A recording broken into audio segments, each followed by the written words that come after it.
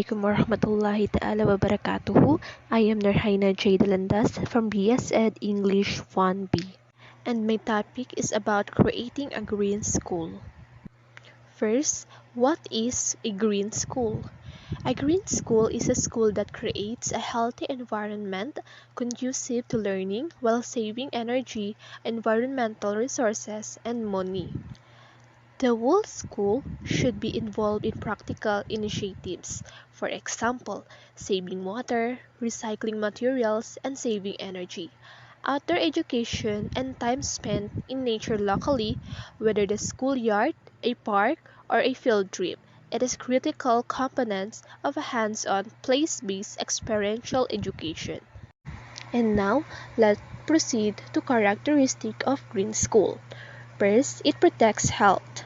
School built with modern lighting, better ventilation and healthy green building materials and paints are healthier for students and staff. Next, it increases students' performance.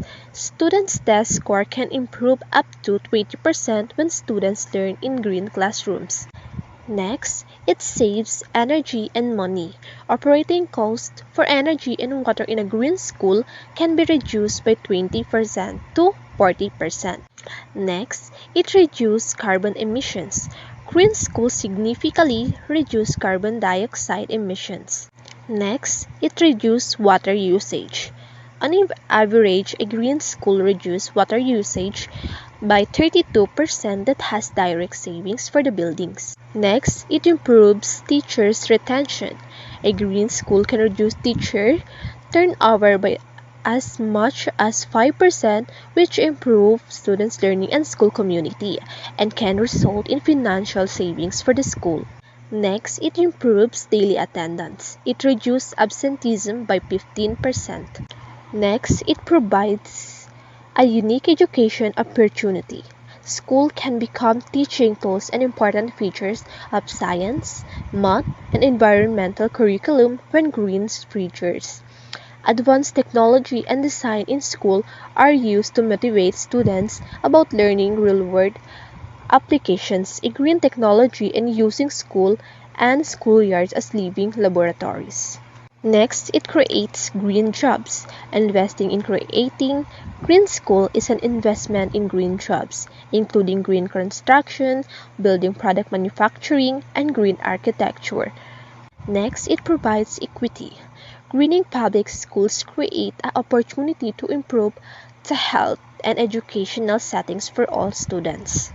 Now, let's proceed to Dark Green School Program Philippine Environmental Perspectives.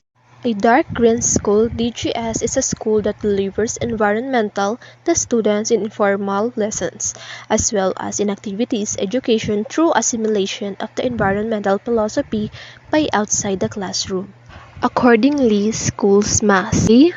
Be clean and neat as evidence of good management and housekeeping. B. Call for green spaces, appropriate land use planning, conservation of materials and energy, proper waste management, segregation, use of appropriate materials and avoidance of harmful ones, and respect the other right to a smoke-free air.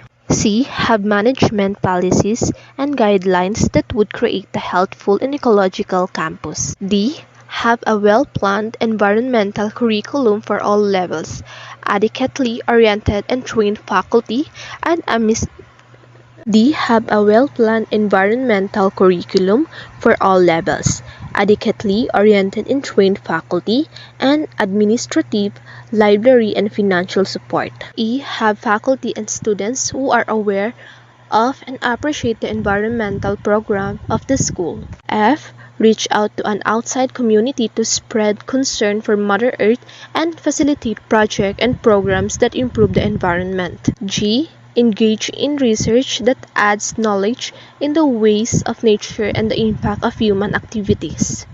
And now, let's proceed to ecological living practices. Ecological living practices. Sustainable ecological living is based on different sets of principles. To assess the impact of our choices and actions, we need criteria from studying the basic facts of life as follows. Capra 2003. First, matter cycles continually through the web of life. Second, most of the energy that drives the ecological cycles flow from the sun. Third, diversity assures resilience. Fourth, one spice's waste is another spice's food. And five, life does not take over the planet by combat, but by networking. The dimensions of sustainability describe the environmental impacts of our activities, the causes of which come from the socio-economic and political system of the society. Sustainable development entails three dimensions: environmental, economic, and social. Ecological living gives larger understanding of how things connect and are interdependent. That begins with addressing the causes of negative impacts on the environment. Ecological living and literacy, therefore, provide action on their immense desire to contribute to the negative. Provide people with the tools, knowledge, and wisdom for better world and future. Capra 2003. The following are the inner and outer ecological perspective. And now, let's proceed to inner ecology. These are the inner ecological perspectives. First, become a catalyst of change to help co-create a better world and future. Second, care for and relate with non-human beings while spending time with nature. Third, make the most of sustainability cruises that forces us to learn, dream, think, design, act, and relate in new ways. Fourth, join the rest around the world in becoming agents of sustainability. Fifth, nurture nature by taking care of our body and become aware of our natural body rhythms. Sixth, become more energy efficient and learn to recycle our own energy. 7. Learn to compose our own waste and no need to dump this onto others. 8. Become aware of rights, needs, and well-being of future generations and explore how we can support in our actions. And now let's proceed to outer ecology. These are the outer ecological perspectives. First, educate ourselves about the resources that we, our family, and our organizations utilize to fulfill and sustain our needs. Second, reduce, reuse, repurpose, and recycle. Third, be aware of the real price of goods and services that we use. Cheap products often have hidden costs. Example, the cost of child labor, animal cruelty, or degradation of ecosystem. Fourth, find out any child labor practices or natural resources that were sacrificed in the process of producing products and services. Fifth, recycle gray water. 6. Collect and use rainwater. 7. Create an organic vegetable garden. 8. Compose organic waste and use the compost in the garden. 9. Create a garden with a balance of endemic, indigenous plants. Support local wildlife, animals, insects, trees, and plants. And create a roof garden, green roof, as a natural air conditioning alternative to increase garden space. 11. Buy organic and local products as much as possible. 12. Support local businesses and organizations that care for our planet. And that's all for my report. Thank you. Hi everyone, good day, especially to our instructor, Miss Alyashmin Gamat. I am Kimberly M. Cosmo, the last reporter of Group 10. We're going to integrate ecological literacy into the curriculum or into our school system.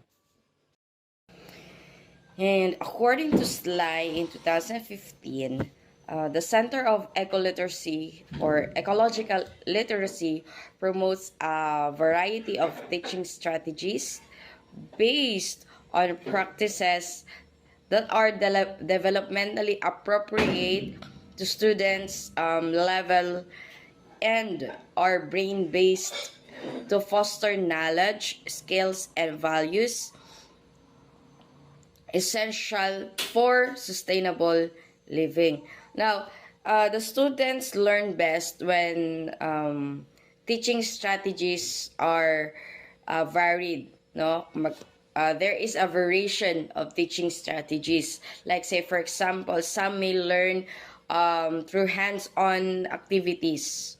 Some may learn for if you have given them time to reflect on their action or upon the as students engage in the community, as the students engage in the society, you have to give them time to reflect on their own action, and sometimes a thoughtful discussion. No, students may also learn, or it can be a combined indoor or and outdoor and indoor and outdoor environmental activity. So in that way the students will be able uh, to learn the best way.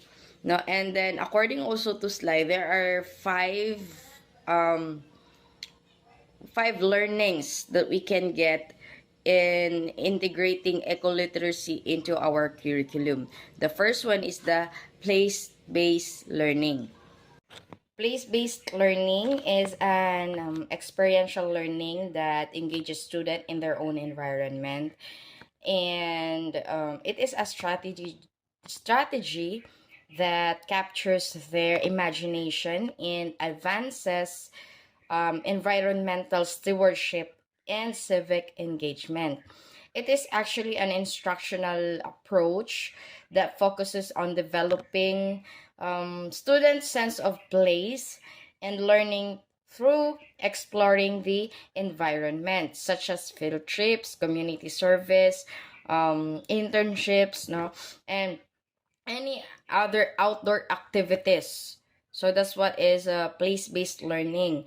And since learning takes place outdoor and the students will engage into the community and to the natural environment, they need to adhere to the following principles. So first is that place-based project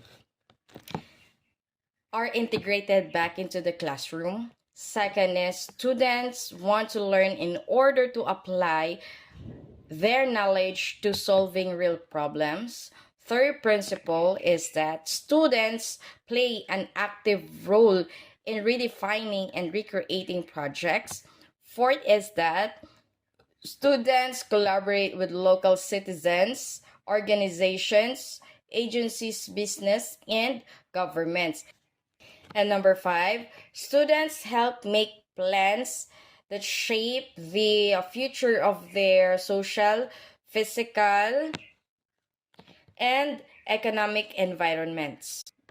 And number six, students are encouraged to view their community as an ecosystem and to understand the relationship and process necessary to support healthy living.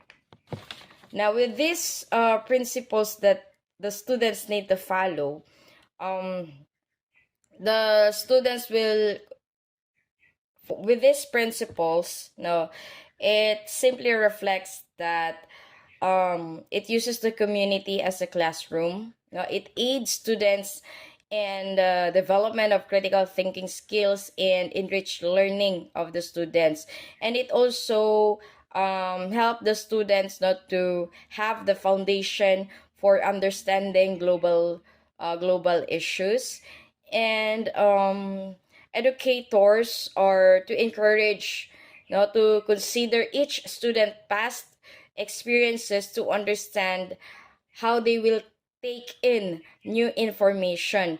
And also, with these principles, the students will be able to be collaborative, imaginative. They will be able to know what teamwork is, since that they are engaging into the community, and they will engage themselves to the other organizations as well. So it will help promote teamwork, unity, size into a small group. Now the students will be able to experience those things. Second is the project-based learning. So it is a strategy that involves students in projects that use a variety of resources. And those resources can be the community, it can be the technology, or any written resources that the students can get. No, and it actually involves in the student will be involved in designing, developing, and constructing hands-on solution to the problem. Now, the impact of this project-based learning to the students are increased in critical thinking skills. The students will foster positive attitude towards subject such as mathematics, science, and whatsoever, and exemplary performance with conceptual questions and applied problems.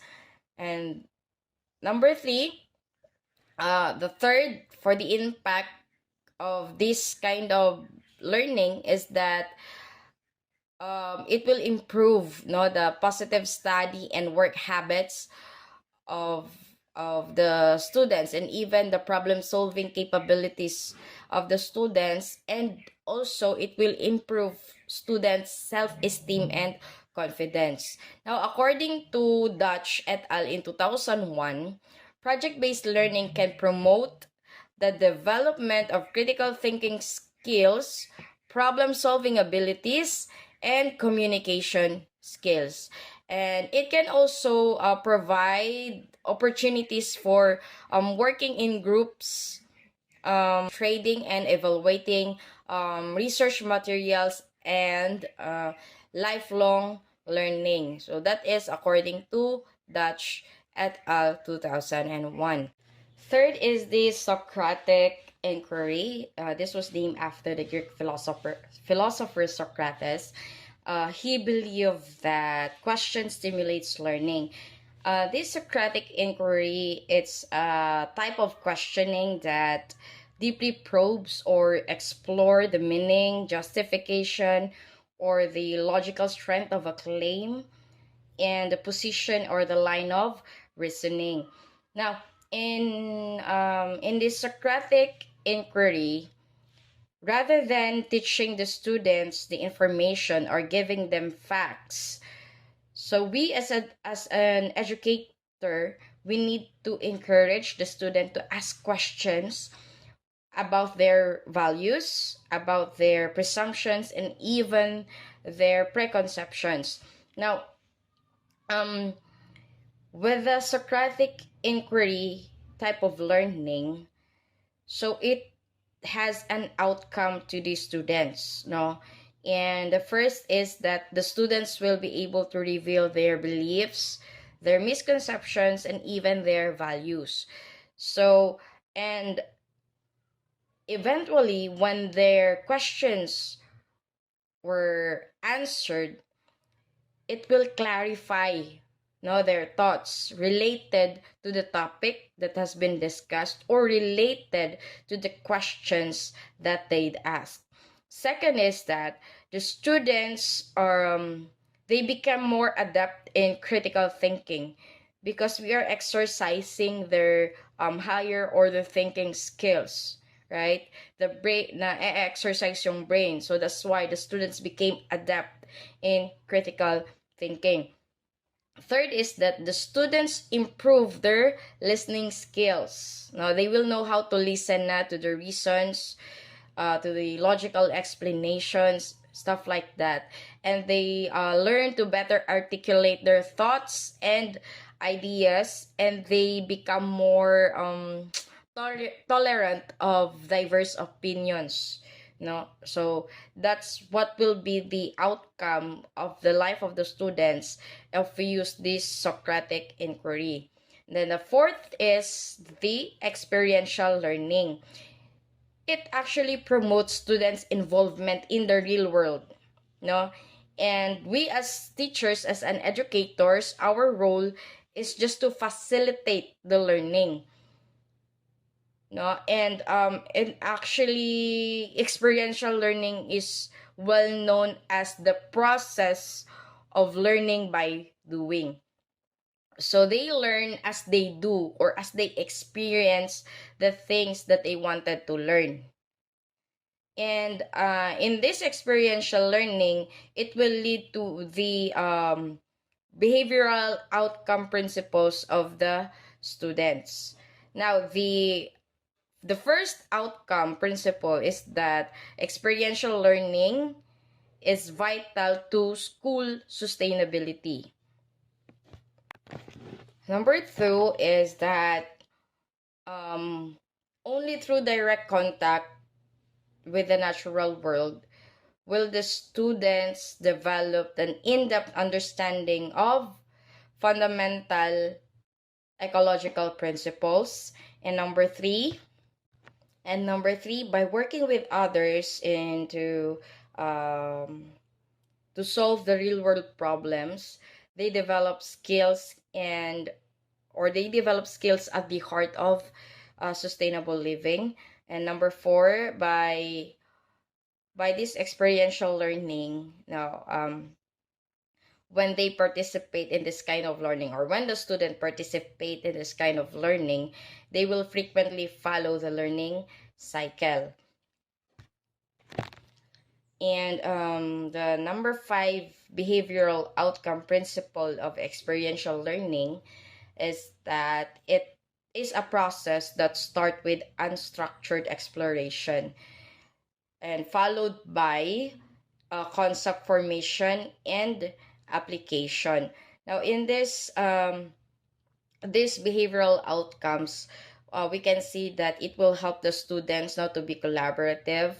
It will help the students to know more about our environment, and it helps to foster the students the positive attitude towards not only taking good care of our environment, but also it helps our individual growth. And we will know how to collaborate. We will be able to know what it is to be in a team. Then, according to Peter Senge in 1990, he states that teaching is of utmost importance to motivate people. No, however, learning has only good effect when the learners have or has the desire to absorb knowledge. So therefore, in experiential learning, um, it requires the showing of direction for the learners. So that is our role as an educator. We need to show the direction to the learners of what to do and how to get things done. The fifth and last is the interdisciplinary discipline. So it emphasizes connection between the traditionally discrete discipline rather than limiting learning to one content area at a time. So the interdisciplinary discipline involves the combination of multiple academic disciplines into one activity. Say, for example, in doing a research project, no, you will not only touch one subject matter or one content or one area at a time, but in doing a research project, you will touch the sociology, anthropology, psychology, economic, even math, and other things that can be related to the research that you're doing. So therefore, interdisciplinary discipline is about creating something by thinking across boundaries. And if we are going to integrate this interdisciplinary discipline in our curriculum, um, the students will gain the advantages of this interdisciplinary discipline. no, like the teaching and learning are organized around themes, problems, or issues. And the students will seek knowledge and skills from the variety of disciplines to provide an expanded and more complex understanding of the topic. Second is, when done well, interdisciplinary approach eliminates fragmentation and learning of isolated skills. So your skill is not limited only to one, no. And number three, it allows students to access a particular theme from different entry points as they work with a range of sources of information and perspective. Number four, it also allows teachers to do better, or to differentiate instruction and create more interesting and nice method of assessment. And number five, it increases students' motivation for learning and became more involved, or became more engaged into learning, no. Number six, student recognize the value of their learning. They recognize the value of their learning and they involve into it. And number seven, students learn more when they apply the variety of skills that they are studying. And that variety of skills that they are studying, or that the students are studying, they get that from interacting with their classmates, by interacting with their teachers, or even to the members of the community. So that's how engaging this interdisciplinary discipline is. And number eight, and the last advantage of this interdisciplinary discipline, number eight, is that it adheres to the principles that help define sustainable living. Because you are able to adapt to the social changes, or to the environmental changes, no, in your ecosystem. You're able to adapt to it because your critical thinking skills were developed, your problem solving ability was developed, so that you are able to adhere to the principles for the students, for the sustainable living. We're able to sustain because we know how to think and analyze, and how to solve the problem, or how can we adapt to the changes in our environment. And always remember that the interdisciplinary discipline, again, it is a combination of multiple subjects to create a new line of thinking and address complex problems. And it also helps to shape well-rounded individuals who can think critically and solve problems that span multiple discipline. Now, overall, despite of the critical thinking ability, or the solving problem skills that that ecoliteracy has been integrated into the curriculum, aside from those benefits, advantages, and principles, moreover, it helps us develop uh, the students' character, the students' values and moral, and that's the most important thing. The attitude of a student. I'm talking about the positive attitude that the ecological literacy can bring into the life of every students. Because aanhin mo yung talino mo kung ang baho naman ang pag-uugali mo, di ba? So, more than the knowledge, more than the skills, it is more on developing our core values, our attitudes, our character into a better version of ourselves. And that's all for my report, and that's all. That concludes all our report. Once again, we are the group 10, and thank you so much, guys, for listening, and take care always, and love you.